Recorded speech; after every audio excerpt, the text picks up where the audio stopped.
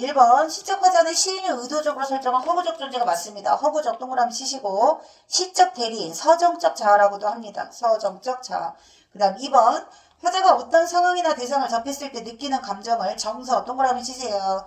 화자의 상황 동그라미 치세요. 그래서 시를 감상할 때에는 화자가 어떤 상황에서 어떤 정서 또는 태도를 보이는지를 찾아야 된다. 화자의 정서가 직접 제시되어 있으면 별표 치시고 해석할 때 화자가 무슨 정서를 느끼고 있구나. 출제 요소입니다. 그 다음 시의 분위기 형성에 굉장한 영향을 줍니다. 3번 X. 그 다음 4번 기쁨, 희망, 평온함 등은 화자의 긍정적 정서고요. 그 다음 5번 시적 대상이나 상황에 대한 화자의 출처, 화자의 인식, 자세, 대응 방식 등을 뭐라고 해요? 태도라고 합니다. 그 다음 어조는 말투라는 뜻이야. 화자가 사용하는 말투, 동그라미, 어조. 어조는 남성적일 수도 있고 여성적일 수도 있고 독백체일 수도 있고 대화체일 수도 있습니다. 그 다음 7번 하얀 구름아 나도 너처럼 깨끗한 마음을 지닌 사람이고 싶구나. 자, 여기서 시적 대상은 뭘까요? 구름입니다. 구름. 화자가 구름을 대하는 태도. 깨끗한 마음을 지닌 사람을 구름이 대신하고 있는 거야. 예찬적입니다. 예찬적. 구름을 긍정적으로 바라보고 있다. 그리고 왼쪽 설명 꼼꼼하게 잘 읽으시고 선생님이 시험에 낸다고 했습니다. 한끗도 마라톤도 모두 책 안에서 설명을 하고 선생님이 따로 필기해 준 것까지가 쪽지 시험에 들어가는 거라고 보시면 됩니다. 그 다음 8번 시어는 단어가 본래 가진 의미의 사전적 의미 X 치세요. 사전적 의미는 일상생활에서 사용되는 언어에서 많이 쓰이는 거고 시에서 쓰이는 시어는 함축적, 상징적, 함축, 상징, 비유, 압축. 이게 시어의 특징입니다. 압축은 짧게 줄였다는 뜻이야. 함축은 짧게 줄임말 속에 여러 가지 다양한 의미를 담고 있다는 뜻이에요. 그래서 함축적 의미를 문맥적 의미라고도 합니다. 사전적 의미는 다른 말로 지시적 의미라고 해. 그래서 시에서 만약에 사전적, 지시적 쓰면 틀려. 사전적, 지시적 의미의 언어들은 문학이 아닌 비문학에서 쓰여. 비문학이나 일상생활에서 지식을 전달할 때. 그 다음 심상 동그라미 치시고요. 감각 동그라미 치세요. 심상이 많이 쓰이면 감각적이다. 그 다음 얼음처럼 차가운 종소리 별표 치세요. 자, 여기서 표현하려고 하는 대상이 뭘까요? 종소리입니다. 종소리는 무슨 심상일까요? 청각입니다. 청각적 심상의 종소리를 어떻게 표현했어? 촉각적으로 차갑게 표현을 했어요. 자, 감각의 전이가 일어나는 공감각적 심상. 공감각적 심상은 어떻게 찾는다? 시적 대상을 찾습니다. 시적 대상이 원래는 종소리, 청각적 심상인데 청각적 심상이 소리가 차갑게 느껴질 수도 있고 뜨겁게 느껴질 수도 있어. BTS 광화문 공연의 노래소리는 차갑게 느껴져, 뜨겁게 느껴져? 뜨겁게 느껴져. 열기가 느껴지잖아. 이거랑 그러니까 이거랑 똑같은 거라 보시면 돼요. 그리고 맛에도 향기가 있을 수 있어. 맛에도 색깔이 있을 수도 있어. 내가 얘기했나? 두쫑코? 똥맛 같아. 색깔 때문에. 그렇잖아. 두쫑코를 시각적으로 봤을 때에는 똥맛이 느껴지는 것 같아. 맛을 색깔로 표현했다. 미각의 시각화. 청각을 촉각적으로 표현을 했다. 감각의 전이 표시하시고 공감각적 심상은 복합적 심상하고 구분해야 돼. 공감각적 심상은 감각의 전이를 찾으시면 됩니다. 그리고 11번 꽃이 붓다. 붓다는 색깔이니까 시각입니다. 이거 감각의 전이 별표 치시면 돼요. 그 다음에 달콤한 목소리는 소리가 달콤하다. 달콤하다 무슨 심상이야? 미각이야. 소리는 무슨 심상이야? 청각이야. 청각의 미각화.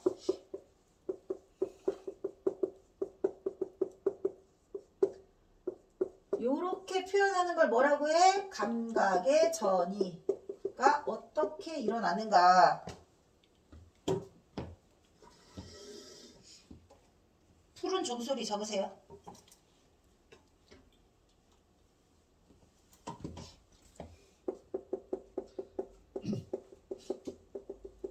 이것도 뭐야? 청각의 시각화.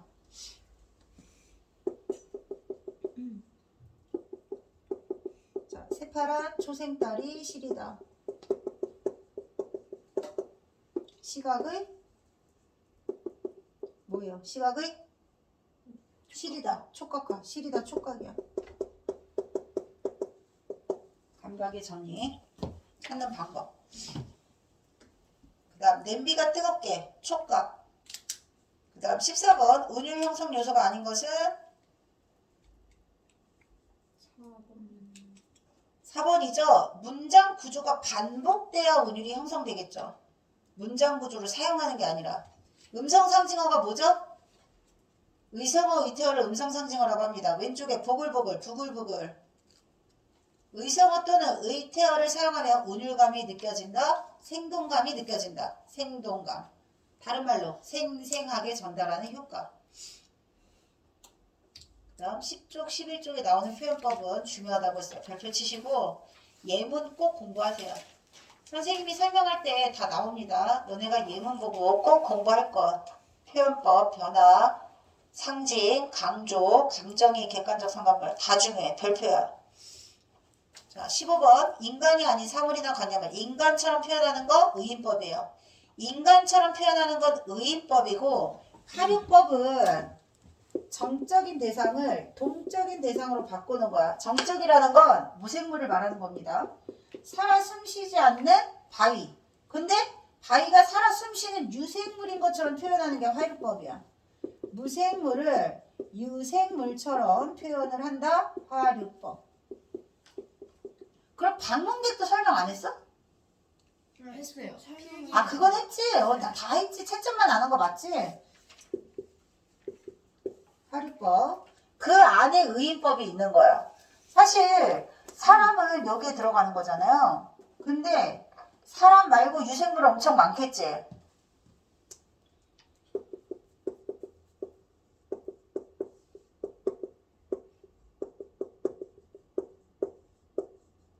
산맥들이 휘달리다. 밤 바람소리 말을 달리고. 바람소리 무생물. 말 달리는 것처럼 역동적으로. 그치? 그리고 산맥 움직이지 않잖아요. 지각 변동이 막 일어나서 산맥이 바다를 향해 휘달린다. 이런 거 다 화류법이야. 그러니까 사람 아닌 존재가 유생물에 포함되니까 유생물은 사람보다 더 넓은 의미의 활동적으로 움직이는 동적인 대상으로 표현하면 돼. 치타가 달리고 있어. 그거는 사람이 아니잖아. 그치? 근데 치타가 웃고 있어. 그건 사람이 할 수 있는 거잖아. 뭔 말인지 읽지? 사람처럼 표현하는 건 의인법, 인격화시키는 거예요. 그리고 의인화시켜서 표현하면 어떤 효과가 있냐면 보통 어떤 대상을 사람처럼 느낀다는 건 그 대상에 애정이 있을 때야. 말을 건네잖아요. 아이고 내 새끼. 근데 봤더니 내 뭐 예쁜 뭐 아이템? 돌멩이? 뭐 이딴 거. 그런 거 있잖아. 예쁜 쓰레기들 있잖아요. 누가 봐도 되게 너무 예쁘고 앙증맞은데 언젠가는 버려질 것 같은 그런 무생물들. 그런 것처럼 친근하게 표현하는 효과가 있고요. 거리감, 대상과의 거리감이 줄어드는 그런 효과가 있다. 자, 그 다음 16번 대유법은 일부분을 가지고 전체를 표현하는 거야. 일부분으로 전체를. 자, 우리는 빵만으로는 살 수 없어요. 빵이 단순히 빠바에 파는 그 빵을 말하는 게 아니야. 아, 성심당 진짜 맛있다고 그러더라고. 진짜 맛있대. 줄 서서 먹는 이유가 있을 만큼. 먹어봤어요? 그 빵은 진짜 빵인 거야. 근데 우리가 빵만으로는 살 수 없다 해서 빵은 우리에게 먹을 수 있는 최소한의 음식을 마련할 수 있는 기회를 달라. 프랑스 대혁명에서 나온 말이에요. 그리고 이런 것도 있어. 패는 칼보다 강하다. 적으세요. 패는 칼보다 강하다. 이건 이제 중국에서 여러 북방 유목민족들이 중국의 한족을 지배한 적이 있었어요. 청나라 때, 원나라 때. 근데 중국의 문화는 한족 문화의 뿌리를 두고 있어요. 여진족도 거란족도 그 어떤 북방의 유목민족들도 한 나라의 정신을 끊지는 못했어. 이렇게 생각하면 돼. 우리나라가 일본에 36년간 지배를 받았어. 근데 우리는 그 36년간 지배받는 동안에도 우리의 얼과 역사는 지켜냈어. 그러니까 아무리 총칼과 같은 무기로 사람을 위협한다 하더라도 그의 목까지, 정신이나 문화까지 온전히 빼앗을 수는 없다. 펜이 뭐를 말하는 걸까? 문화의 힘을 말하는 거야. 정신의 힘을 말하는 거야. 칼이 뭘 말하는 걸까? 무력을 말하는 거야. 힘을 말하는 거야. 그러니까 펜과 칼을 통해서 정신과 그 어떤 그 무력을 대표하는 소재로 쓰인 거예요. 이게 대유법입니다. BTS가 왜 아리랑이라고 표현을 했을까? 새 앨범을? BTS 나만 좋아하나? BTS 다 좋아하지 않나? 전 국민이? 요즘 애들은 딴 사람 좋아하나? 요즘은 누가 내 생각? BTS 이후로 내가 몰라가지고. NCT 위시.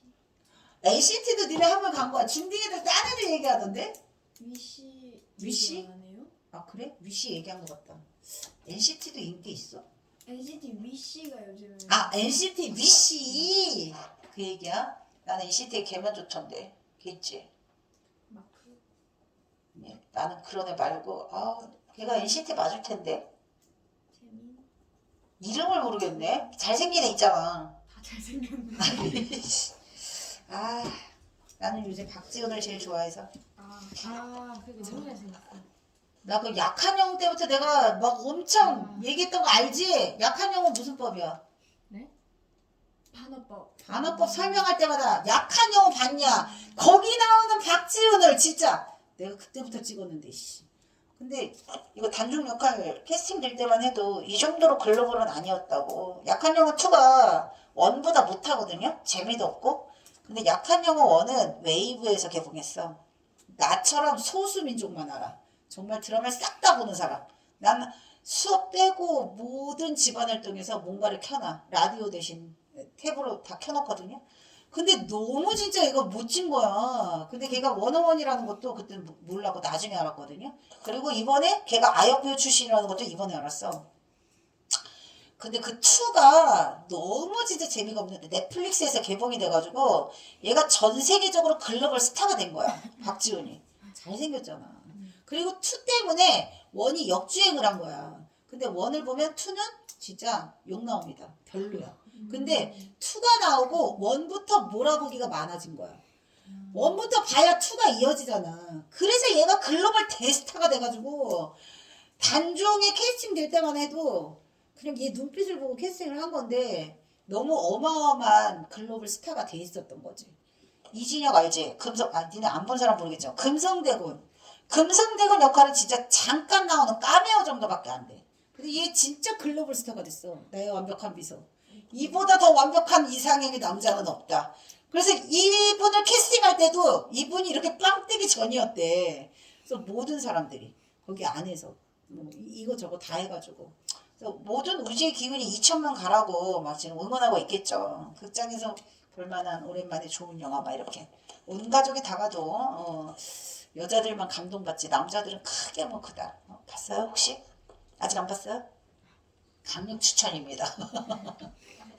3번 봤는데 또 보고 싶어. 진짜 박지훈 때문에 또 보고 싶어. 근데 첫 번째 보면 다들 유해진만 보이고 나는 원래 박지훈 때문에 봤지만 유해진 원래 연기 잘하고 같이 봤던 사람들이 다 관점이 달라. 왜 이렇게 빨리 죽였냐. 너 봤어 혹시? 이씨 본 것처럼 꼭 보세요. 안 본 사람 시험 끝나고 보세요. 중간고사 끝나고 5월달까지 개봉할 예정이야. 거의 이 정도 관객 있으면 니네 시험 끝나고까지 5월 끝나고 연휴잖아요. 그때 보세요. 그때 중딩 중에는 혼자 가서 본 애도 있더라고. 가족, 친구, 연인, 뭐 혼자 너도 다 보더라고. N차 가면 겁나 많아. 할머니 할아버지 정말 많이 오셔. 극장에 대한 향수와 추억이 있는데 나는 진짜 극장을 너무 많이 갔던 사람인데 최근 들어 극장 티켓을 쓸 일이 없잖아. 할인권이 있어도. 그래서 그거 지금 팍팍 쓰는 거야. 근데 선생님 딸은 2만 원이래. 그래서 내가 이제 막 호주랑 캐나다에 있는 애들한테 이거 꼭 봐야 된다. 내가 지금 벌써 3번 봤다. 막 이랬더니 너무 보고 싶다는 거야. 근데 2만 원 돈 내고 보기는 너무 아깝다는 거야. 넷플릭스로 내려오길 기다리는데 안 내려올 것 같다고. 그래서 지금 뭐 우리나라 극장비도 뭐 그렇게까지는 아니지만 많이 비싸졌잖아요. 문화의 날도 있고 뭐 청소년은 원래 싸다며. 근데 청소년들보다 어르신들이 훨씬 많아요. 부모 마음을 전하는 거라서. 중딩 남동생과 중딩 딸과 가족이 봤는데 그 본 남동생은 하나도 기억을 못 하더라고. 재미없다고 그러더라고. 1학년 애들은 너네랑 달라. 완전 달라. 진짜로. 꼭 보세요. 패는 칼보다 강하다. 무슨 법이라고? 대유법. 펜하고 칼에도 동그라미 치세요. 펜이 뭘 의미한다고? 약한 영웅 기억했구나. 박지훈은 반어법. 약한 영웅. 박지훈 아니고 약한 영웅, 약한 영웅.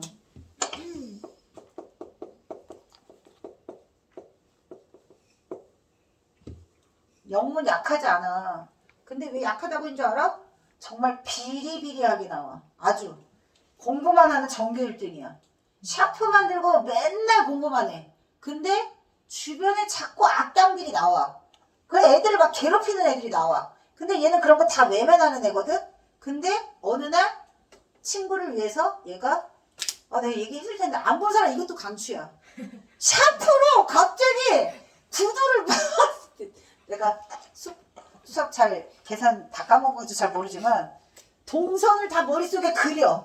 어떻게 공격하면 다 급소를 찌를지를 알아. 완전 통쾌. 그래서 약한 영웅 때문에 그 다음에 아류작들이 많이 나와. 내가 또 그 걔를 좋아하잖아. 그 막 날아다니는 애 누구지?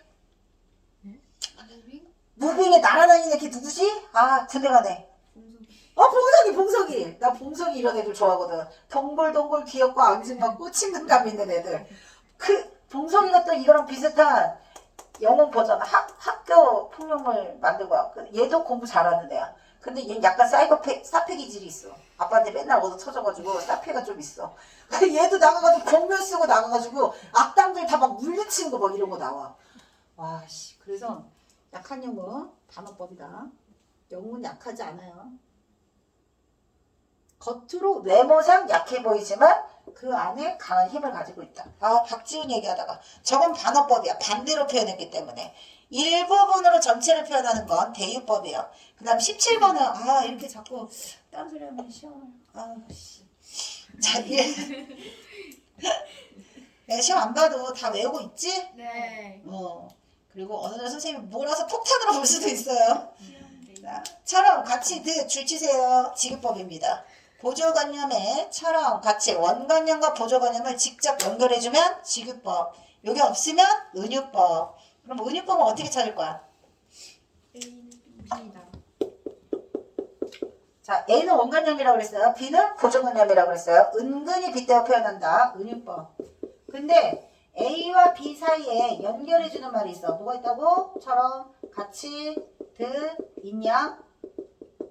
이렇게 들어가면 지규법이야. 은유법도 지규법도 모두 비유의 일종입니다. 비유란 빗대어 표현한다. 원관념을 보조관념에 빗대어 표현하는 비유. 그래서 원관념과 보조관념 사이에 뭐가 있다고 그랬어요? 유사성이 있다고 그랬습니다.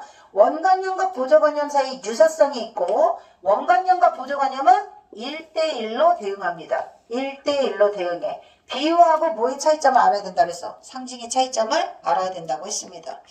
그 다음 18번은 점층법이에요. 점차 강도를 높인다. 방문객의 점층법 쓰여 있습니다. 뭐예요? 방문객의 점층법. 자, 손님이 왔어. 손님이 올 때 뭐가 같이 온다 그랬어요? 만나. 이거 이번 시험범이야. 과거, 현재, 미래, 일생. 일생. 그 사람의 모든 일생까지 다 와. 점층법이야. 그리고 원래 수라를 하면 점층법이 쓰인 걸 해야 되는데 오늘 수라. 그 다음 19번 나열, 20번 영탄법, 그 다음 21번 과정법. 자, 삼촌이 키가 아무리 커도 전봇대만큼 클 수는 없어. 그치? 키가 매우 크다는 걸 과장해서 크게 과장할 수도 있지만 작게 과장할 수도 있어요. 쥐꼬리만한 얼굴. 쥐꼬리만한 얼굴. 아파 죽겠어. 이런 거 다 과장법이야. 죽었으면 말을 못해야지. 아파 죽겠어. 이런 것도 과장법이야. 그 다음 22번 X. 어순을 따르지 않고 배열을 바꾸는 건 도치법이에요. 배열을 바꾼다. 어순을 바꾼다. 도치법. 과장법. 그 다음 여기 도치법. 어순을 바꾼다. 도치법. 21번은 혹시 지급법이라고 쓴 사람 있어요? 지급법이라고 쓴 사람 있었어. 잘못 쓴 거. 뭐라고 썼어요? 그쵸? 지급법. 있어. 지급법이라고 쓴 애들이 몇 명 있어. 뭐 때문에 썼어요? 만큼 때문에 지급법이라고 썼다는 거야. 아니에요? 혹시? 맞아. 맞죠? 너랑 똑같은 양무 씨가 있어. 알아 혹시? 재원이? 양재원? 들어봤어. 언젠가 한번 보겠죠. 처럼, 같이, 있냐 이런 거야. 근데 이거 과장법 어떻게 찾으라고? 키가 아무리 커도 전봇대 많이 질 수는 없어. 알겠죠? 간이 콩알만해졌다. 이것도 과장법이야. 간이 콩알만해지면 죽어. 오, 죽지. 간이 쪼그라들면 콩알처럼 쪼그라들면 죽는단 말이야. 이런 거 다 과장법이야.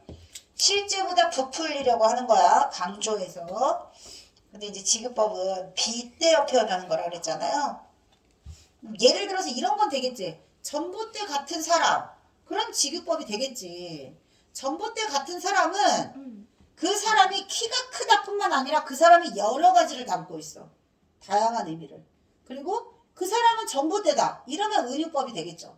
빗대어 표현한 거고 과장법은 과장하는 겁니다.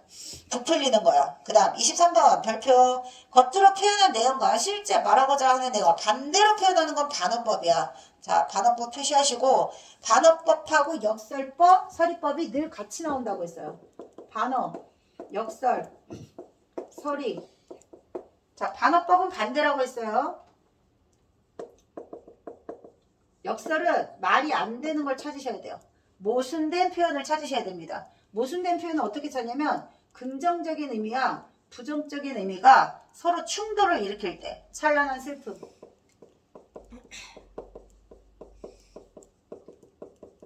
슬픔은 찬란할 수가 없어. 찬란한 아름다움 이런 건 맞겠지. 슬픔은 부정적이야. 찬란하다 긍정적이야. 여기가 말이 안 맞는 거야. 알았니? 자, 이 사람에게 봄은 찬란하기도 하고 슬프기도 한 봄이에요. 19절입니다. 그 다음 서리법은 뭘 찾으라고 그랬죠? 의문형 표현을 찾으라고 했습니다. 의문형 표현을 썼지만 대답을 요구하지 않는다. 의문형 표현을 썼지만 대답을 요구하지 않는다. 서리법. 대답을 요구하지 않는 이유는 딱 하나야. 답이 정해져 있기 때문입니다. 그래서 의문형 표현 어떻게 찾을 거예요? 가, 냐, 리, 랴. 이렇게 끝나면 다 의문형이야. 가난하다고 사랑을 모르겠는 가. 가난한 사랑 노래. 가난해도 사랑은 안다. 근데 의문형 표현을 통해서 가난해도 사랑은 안다. 의미를 강조하기 위한 겁니다. 공식이야. 세 개가 가장 많이 틀리는 것 중에 하나다. 자, 그럼 24번 별표 치세요. 상징은 비유와 달리 원관념이 드러나지 않습니다. 이때 원관념은 추상적인 내용이야. 동그라미 쳐. 원관념은 추상적이다. 기억해. 꼭 기억해. 반드시 나와. 왼쪽에 관습적 상징하고 원형적 상징이 있습니다. 비둘기는 보조관념이요. 평화는 원관념이요. 평화, 원관념은 관념 속에서만 존재하는 추상적인 개념이야. 비둘기는 실체가 존재하죠. 비둘기가 날고 있는 모습을 직접 보는 것이 아니라 비둘기라는 대상을 통해서 평화를 상징하고 싶은 거야. 길의 상징적 의미는 대체로 뭐죠? 역사, 시간의 흐름 이런 거야. 길은 눈에 보이는 구체적인 보조관념. 그리고 원관념은 시에 직접적으로 드러나지 않습니다. 그래서 상징이 어려운 거라고 했어. 추상적인 원관념을 숨겨두고 구체적인 보조관념만 가지고 원관념의 의미를 상상하셔야 됩니다. 자, 아까 얘기했던 거. 원관념과 보조관념이 1대1로 대응한다. 상징은 원관념이 다수, 보조관념이 1이에요. 보조관념 1을 가지고 원관념의 의미를 상상하는 거야. 상상. 여긴 유사성 존재하지 않아요. 비유는 원관념과 보조관념 사이에 반드시 유사성이 있어야 된다고 했습니다. 쟁반같이 둥근 달. 둥글잖아. 그치? 달, 무슨 달, 쟁반같이 둥근 달. 이런 식으로. 그래서 보름달빵이라고 했어. 보름달빵. 옛날 빵이거든. 나 겁나 좋아하는데. 보름달 딱 그 빵 봉지에 보름달 이렇게 그려져 있어. 그 달처럼 생긴 빵. 알았지? 유사성이 있어야 되는 거야. 유사성이 있어. 여긴 유사성이 없어. 보조관념 하나에 여러 가지 다양한 의미. 길이라고 하는 게 인생, 역사, 시간의 흐름 다 될 수 있어. 이런 식으로. 상징 별표 치시고. 그 다음 감정이입은 화자의 감정을 대상에 이입해서 마치 대상이 그렇게 느끼고 생각하는 것처럼 표현하는 겁니다. 26번 객관적 상관물.